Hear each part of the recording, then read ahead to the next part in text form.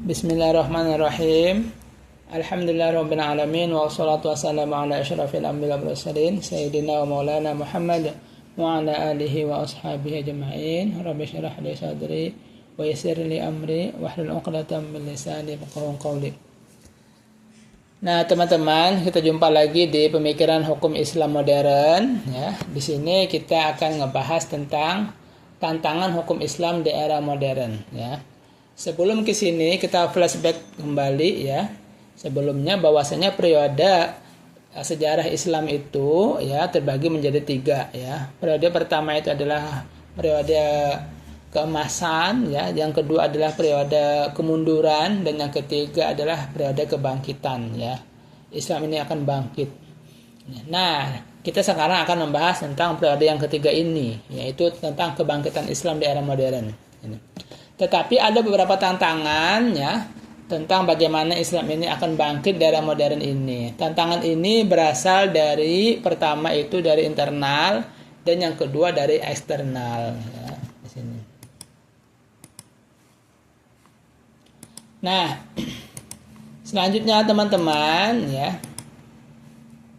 Yang pertama adalah ya, kita membahas tentang tantangan hukum Islam secara internal ya. Itu terbagi menjadi ada 6 kurang lebih ya.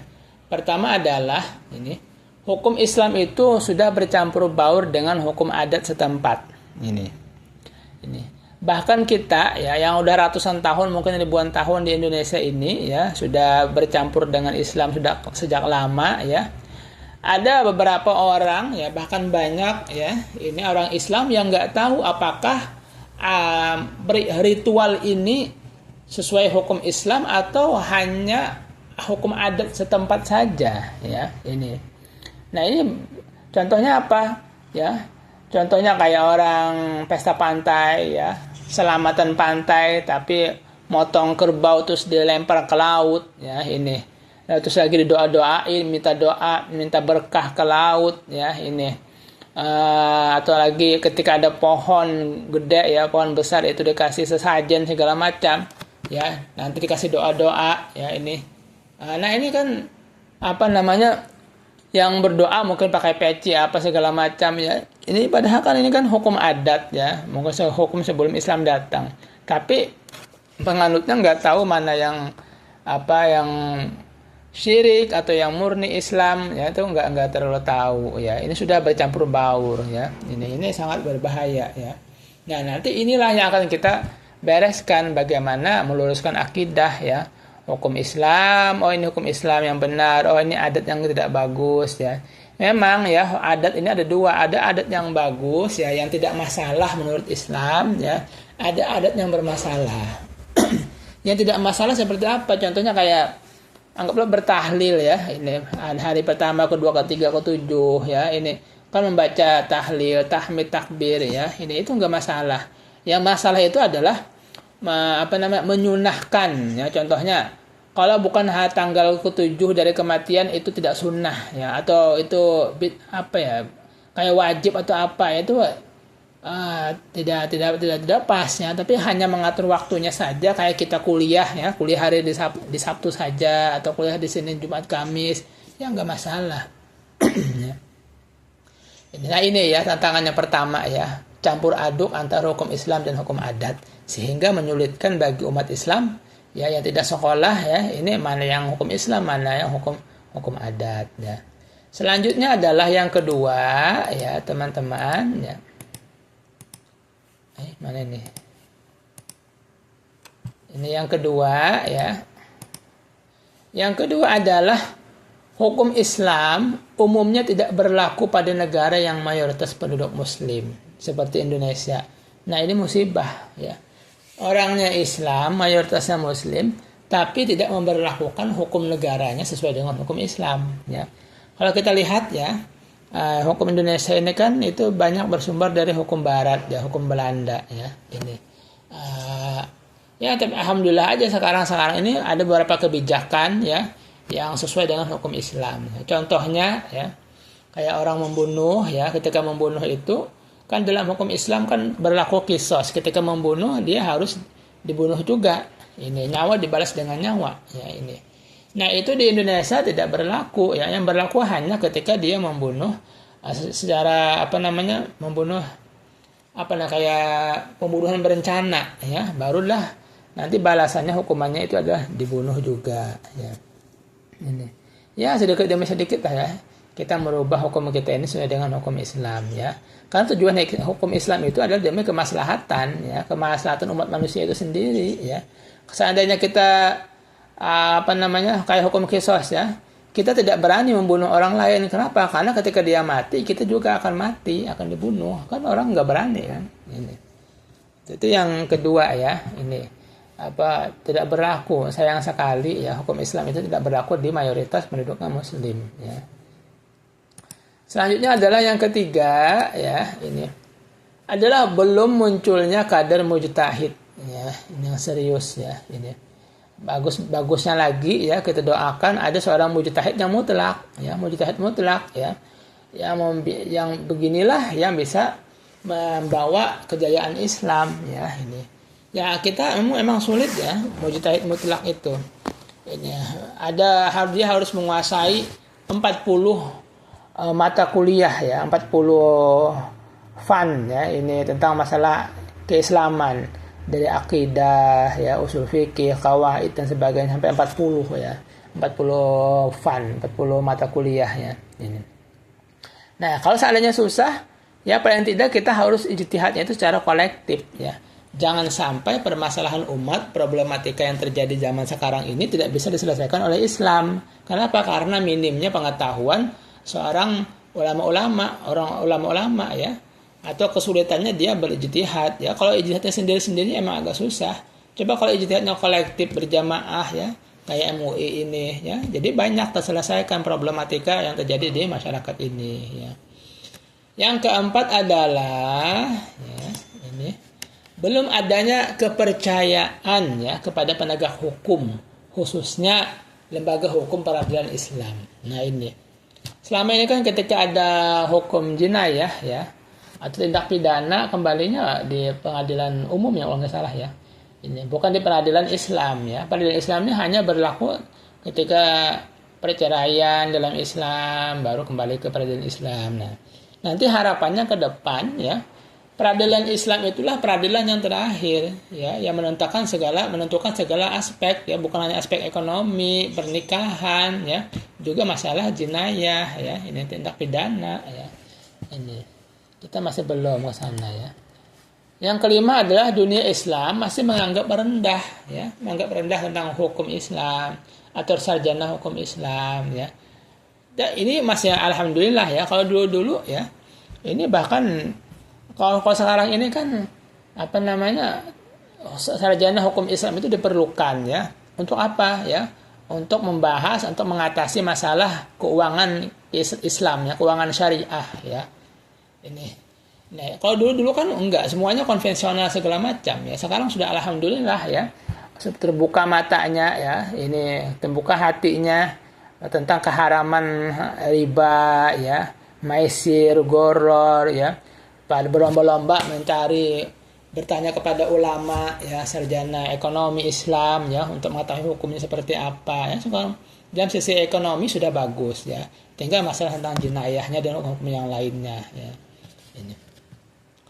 Nah, selanjutnya lagi yang keenam adalah hukum Islam dianggap kuno ya. Ini dulu kan sekolahan Islam itu bahkan jarang ya. Ini bahkan sekolahan Islam kayak pesantren aja dulu nggak diakui ya. Sekarang sudah bermunculan ya. Ini bahkan SD ya, SD Islam, kampus negeri Islam ya. Ini SMP negeri Islam. Nah, yang cendekia itu ya. Nah, kalau dulu kan enggak ya. Islam itu dibatasin ya.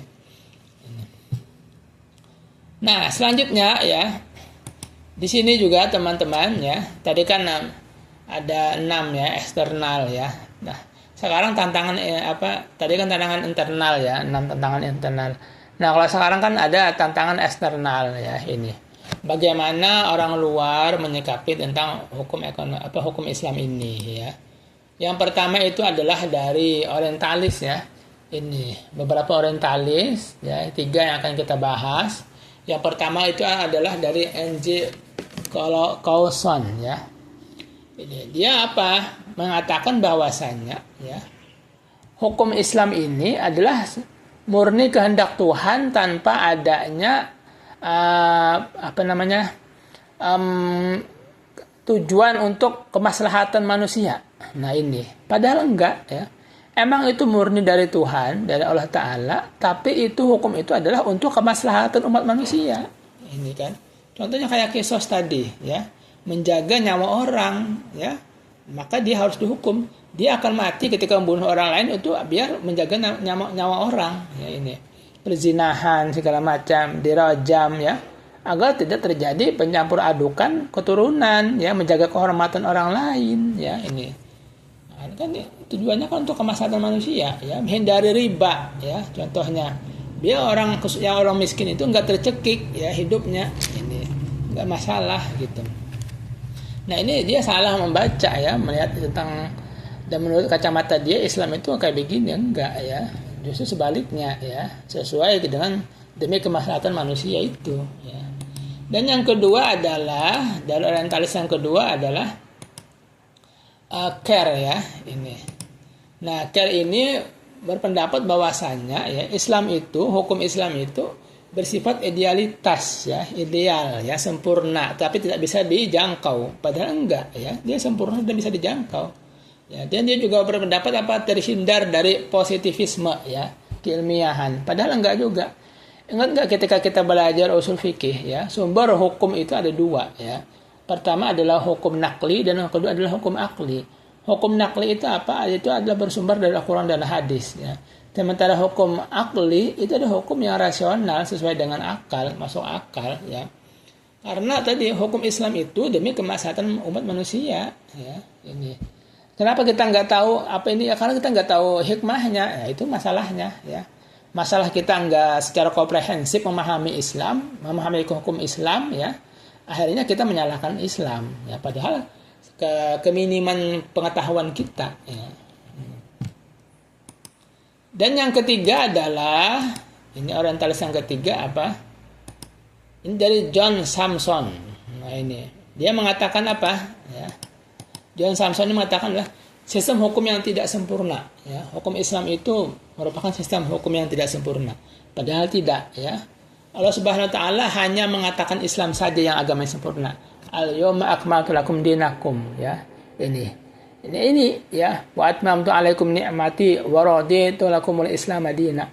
Hanya kepada Islam saja Allah Taala mengatakan bahwasanya agama Islam ini agama yang sempurna. Kepada Nasrani, agama Yahudi tidak. Allah Taala tidak mengatakan itu ya. Jadi ini itu sudah sempurna ya. Tinggal kitanya aja paham atau tidak dengan kesemuliaan ya tentang ajaran Islam ini. Nah itu ya.